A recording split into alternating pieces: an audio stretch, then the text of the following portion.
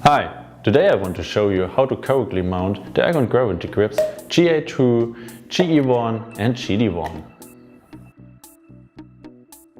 For mounting of the Ergon gravity grips you need a cleaning cloth, alcohol or isopropanol as a cleaning agent, all the proper Allen keys or Torx keys for the clamps, brakes and shifters, as well as other cockpit items, and finally, to properly tighten all these screws you will need a torque wrench.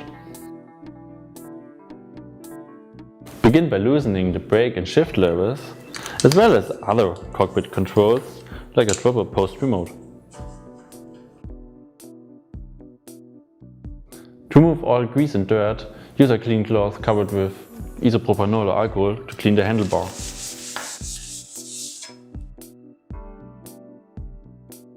Before the grips can push onto the handlebars, loosen the screw of each grip clamp by 3 to 4 turns. Next, identify the left and the right grip by using the print indication on the packaging or the clamp. Then push the grips on as far as they will go onto the handlebars. The neutral position is marked up on the grip clamp. As a starting point, this mark should point vertically upwards. To find the best position, rotate the grip slightly forwards or backwards.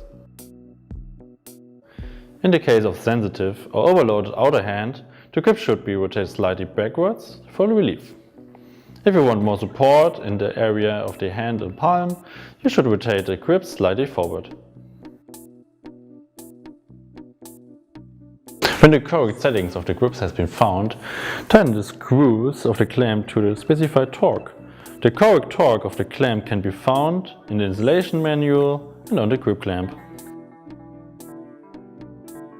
With the grips installed, next adjust and tighten the torque spec, the shifters, brake levers and other handlebar items.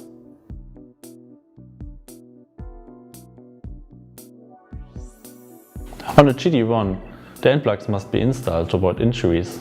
While mounting, pay attention to the correct alignment of the logo. The GD1 end plugs are also available in other colors to match your bike. You are now ready to ride. The team at Ergon wishes you endless fun on the trails.